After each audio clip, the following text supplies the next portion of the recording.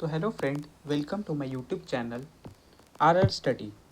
तो आज हम पिछले लेक्चर को कंटिन्यू करेंगे और हमने 2 रूल पढ़ चुका था। तो आज हम तीसरा रूल से स्टार्ट करते हैं। तो आज का रूल है ईच और एवरी, और इस वीडियो को आप पूरा देखिएगा शुरू से लेकर अंत तक, ताकि आपको अच्छे से ये समझ आए।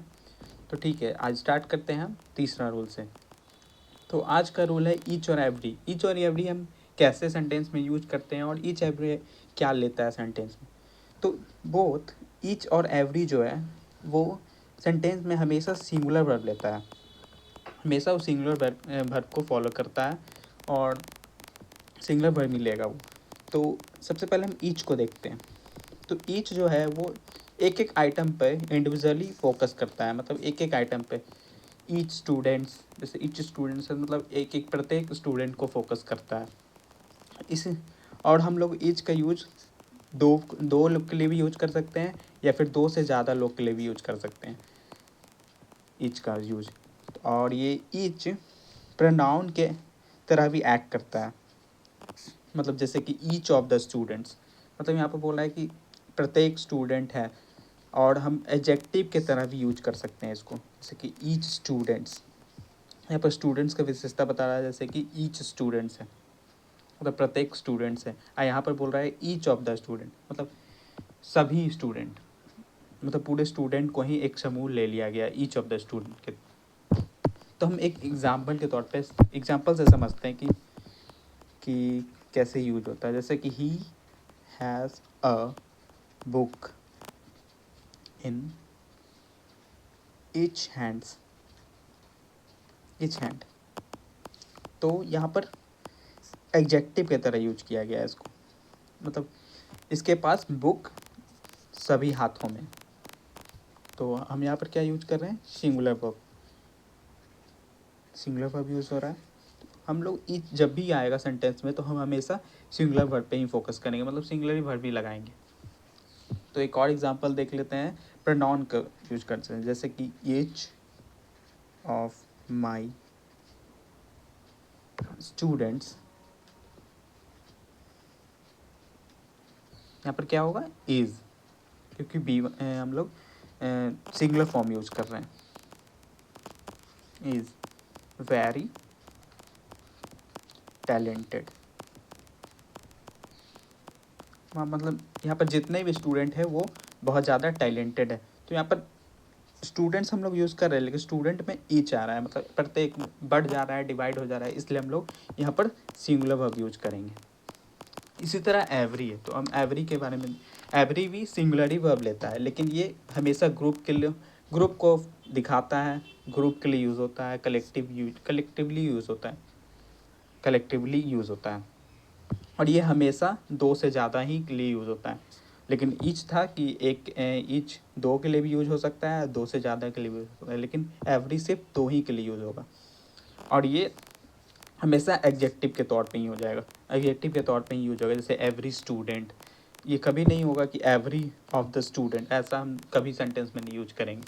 हमेशा एवरी स्टूडेंट्स हो गया, एवरी पर्सन, इसी तरह से यूज करते हैं। इसके एग्जाम्पल देख लेते हैं। Every person I know has, यहाँ भी सिंगुलर वर्ब यूज़ कर रहे हैं, सिंगुलर ही यूज होता है एवरी और ईच के साथ, इसलिए हम लोग सिंगुलर यूज कर रहे हैं। Watched the movie,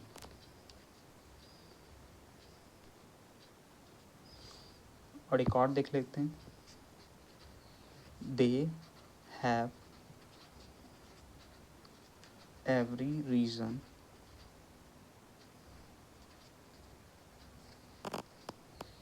to be happy.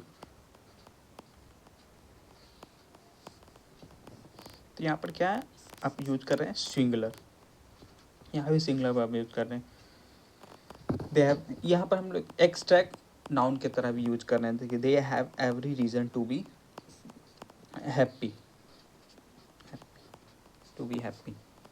तो हम देख लिए कि ईच और एवरी जब भी सेंटेंस में आएगा तो हम सिंगुलर वर्ब का यूज़ करेंगे, चाहे ईच हो चाहे एवरी हो। ईच सिंगल को रिप्रेजेंट करता है, सिंगल पे फोकस करता है, और एवरी कलेक्टिवली ग्रुप के लिए यूज़ होता है, लेकिन हम लोग वर्ब हमेशा सिंगुलर यूज़ करेंगे। तो चलिए अब चौथा रूल पढ़ते हैं हम लोग। तो चलिए चौथा रूल देखते हैं। चौथा रूल है रिलेटिव प्रोनाउंस, जो भी हम हु, हुम, विच, डैट, ये सब हम कहाँ पर यूज करते हैं और कैसे यूज करते हैं सेंटेंस में, वो देखते हैं।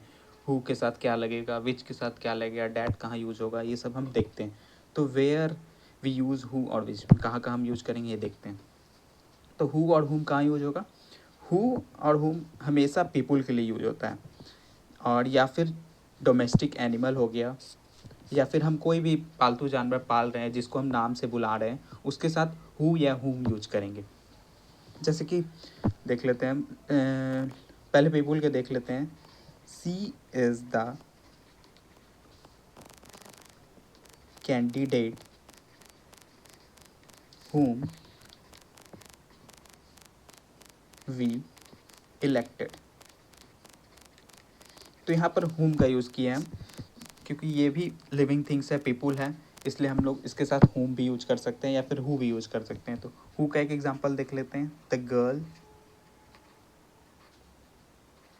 विच won the race is my friend।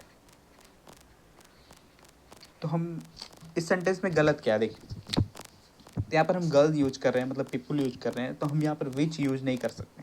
यहाँ पर हम क्या यूज करेंगे? हु।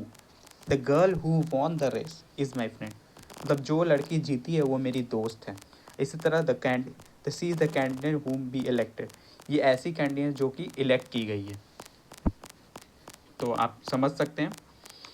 तो फिर अब विच हम कहाँ यूज करते हैं, तो विच का देखते हैं। विच हमेशा ही एनिमल या फिर एनिमल ही के लिए ज़्यादातर यूज़ होता है, या फिर नॉन लिविंग थिंग्स के लिए विच ज़्यादातर उसी के लिए यूज किया जाता है। जैसे कि एग्जांपल बोल सकते हैं, the worm which killed 15 peoples, या फिर the things that I use which. इसी तरह देख लेते हैं, एग्जांपल एक देख लेते हैं। The worm which killed 15 peoples. तो यहाँ पर बॉम्ब क्या है?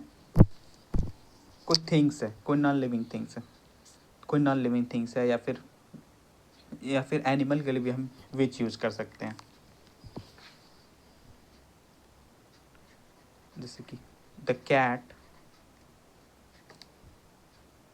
विच